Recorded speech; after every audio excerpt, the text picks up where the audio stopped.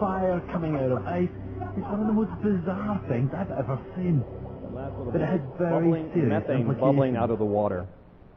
You're not supposed to see a stream of fire coming out of a frozen lake. That's because there's methane trapped under there. And they poked a hole and released it and lit a match. It's like lighting a gas stove. And that is happening all over the Arctic now. There are, I just saw an article on this 2 days ago, where they just took a little patch of the Arctic Sea and did sonar and could see methane plumes coming out of the bottom of the sea. Actually, that's coming from something else, which we'll get to in a moment. So the oceans have been absorbing a lot of the CO2 that we put into the atmosphere. As you've heard, they're getting more acidic. As they get more acidic, shells can't grow, and that's sort of the plankton and these kind of things that have hard shells and little shrimp, and it's going to reach a point where they can't grow at all. That's sort of the bottom of the food chain. Remember, we're at the top of the food chain.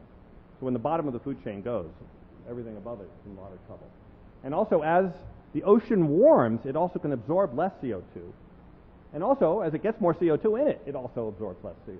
So it's already absorbing less of the CO2 we're putting out than it used to.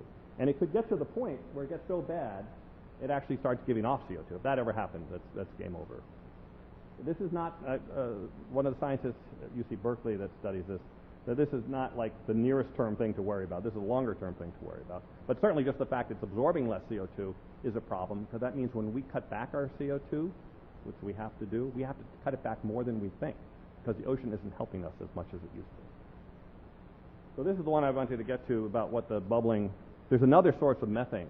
It's stored, there is a tremendous amount of stored methane frozen in ice under the ocean, under high pressure in cold temperatures.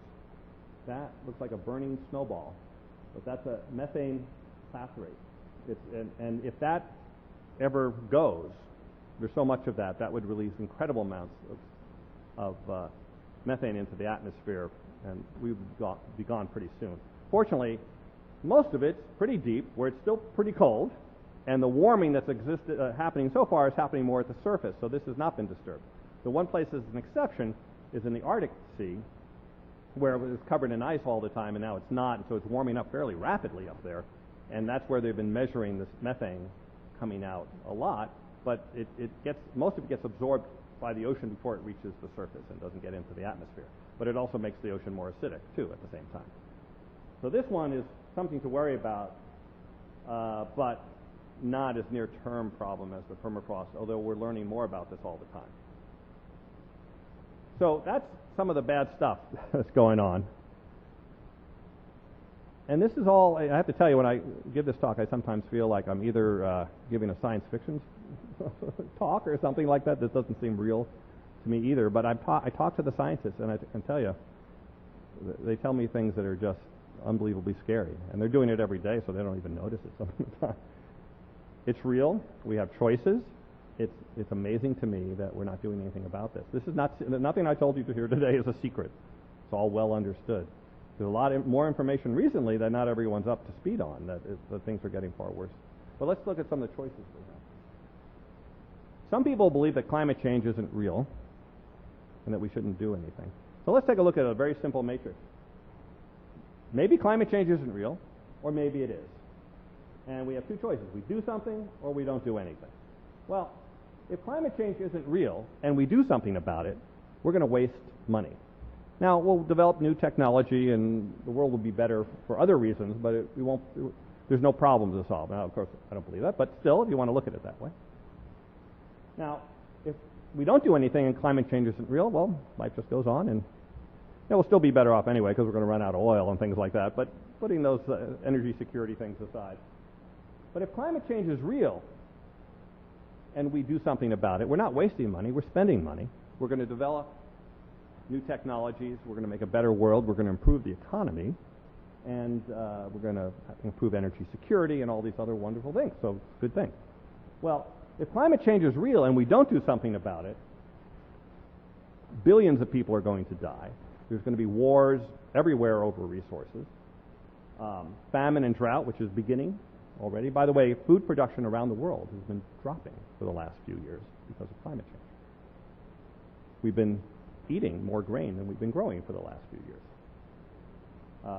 There already is tremendous flooding and drought in different parts of the world.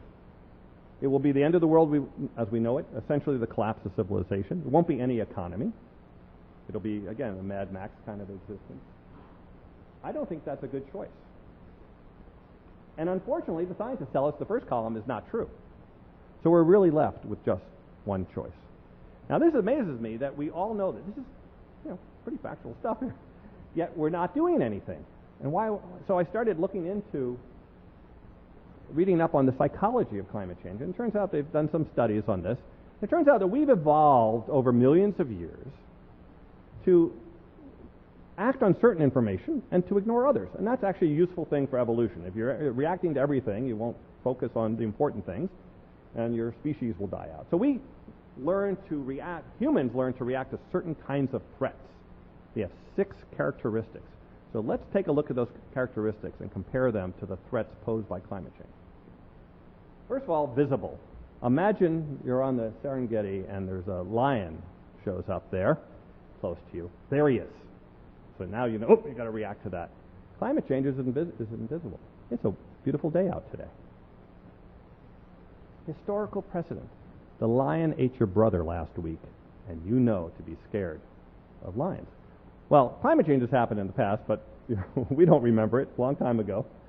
And so essentially that's unprecedented. Immediate. The lion's coming towards you right now. You better do something. You're really geared to react to that kind of thing. I'm talking about 10, 20, 50, 100 years.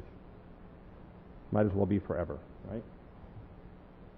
Simple causality. He's going to bite your head off, and you're going to be dead. So that one you kind of understand pretty clearly. Climate change, parts per million translates to degrees C, which causes changes in the climate. All things are just way complicated for most people. Caused by another tribe or an enemy. In this case, the lion. And climate change, it's us. This is a very easy one to think about, to see how we would react if there was an enemy behind us. Imagine you read in the newspaper tomorrow that we find out that all the excess CO2 in the world is being released by Al-Qaeda. Think about that. Would we react? Of course we would. We would spend any amount of money, as we just did, to fight that, right? We would spend $1 trillion, which we just did. And unfortunately, this is actually caused by us, so we can't say that. And the last one, direct personal consequences. The lion's going to eat you, so you're going to run. Climate change is more our children and grandchildren and stuff like that, so that makes it less. So basically, climate change scores 0 out of 6. But we all know it's a problem, and yet we find reasons not to do it. So there's another study done about the denial strategies for climate change. And you can find your favorite up here. I have my favorites. But basically, these are the reasons people give for not doing something about it. And it's just normal human behavior. I think one of the things we have to realize is that humans are not rational. I got over that a long time ago, giving talks on climate change. We're not. And we should recognize that fact and maybe try to use that to figure out ways of communicating and convincing people, because this is real. This is the most serious threat we have ever faced in all of history. It's happening very rapidly, and so we have to get over these things. So let's talk a little bit, if you run a business, what does this mean to you? There will be a decline in products that are carbon intensive. It's already happening somewhat. Cars, we've just seen recently, the clunkers being turned into more fuel efficient cars, but this is going to happen more across the board. Relatively short time frames, by the way. This is an unusual situation. If I was to tell you in the early 90s there's going to be this incredible thing called the internet, and it's going to change everything, and you believe me, and you acted on that information, you would do really well for yourself. This is a very similar thing. This is a for sure thing that's happening now, and almost everyone's ignoring it. I mean, we talk about it a lot, but we're not doing anything. So if you actually act on it, you can actually do quite well, but at the same time, things are going to be, it's not going to all be rosy here. So there's going to be impacts on your business and your employees, your customers. There are going to be hurricanes.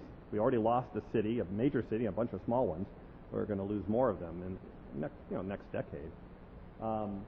there is drought. There's more wildfires. They're up 50%, probably even more than that by now, actually.